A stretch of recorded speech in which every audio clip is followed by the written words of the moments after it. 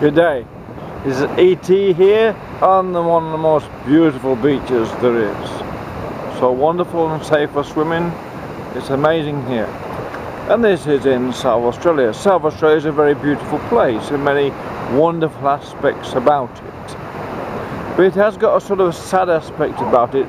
The politicians that are here don't represent the people, they represent whatever they do, and they live in some sort of delirium where they think that they are going to change a climate, or they think they're involved in changing a climate within the whole of the earth. Now, the amount of CO2 that South Australia emits if it has its power station, coal-fired power stations open, is absolutely minuscule compared with the rest of the globe.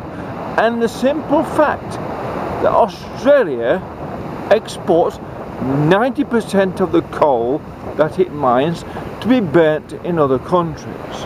In other words, there is no math or science or economic reason whatsoever for South Australia in particular to get ahead of the rest of the world when it comes to trying to tackle global climate change. Now, no one's going to argue anymore whether the climate is changing or not, because climate is always changing. So they can always say, look, the statistics have changed because that is natural for statistics to change.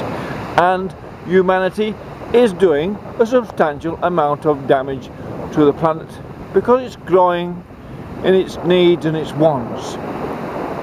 Nonetheless, when these politicians retire, and when they go to the retirement home they go to, it may be somewhere where you treat the mentally unwell, and they will be getting interviewed by psychologists who will say, do you really think that you are going to change or be involved in changing the climate on a planet? Did you really think it was your right to destroy all that employment? Why did you set out to destroy the people's need to work? People have a need to work. Not everyone wants to work, but basically to get on in life you need to work. To support, give you example to your children, to your wife, and all that, and be a good part of society. You need to work. The South Australian government, because they don't actually do any real work, don't appreciate this. Neither do those who support them in the thinking that by destroying all industry, by destroying the coal-fired power stations, they're doing something good. They're not doing anything good whatsoever but transferring funds from the fiscal system to foreign entities, therefore creating a massive deficit that the federal government has to fill through distribution of GST and other means to keep the services going. Otherwise the South Australian government will use that as a political system or political argument against the other side.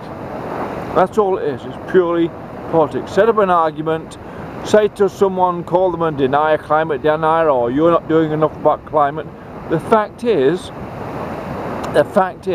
scientific and mathematical fact, set within the geographical system of the whole of the globe, Australia cannot do anything whatsoever towards the climate, and it can wait, therefore, until their time has come when it has worked out an economic system to reduce the cost of electricity so as not to impose a deficit and unemployment on society.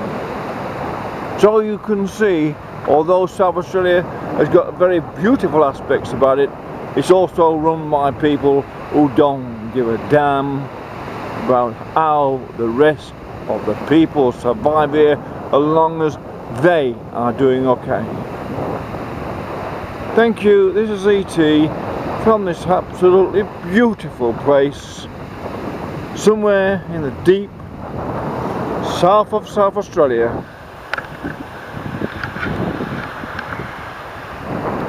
There you are. Goodbye.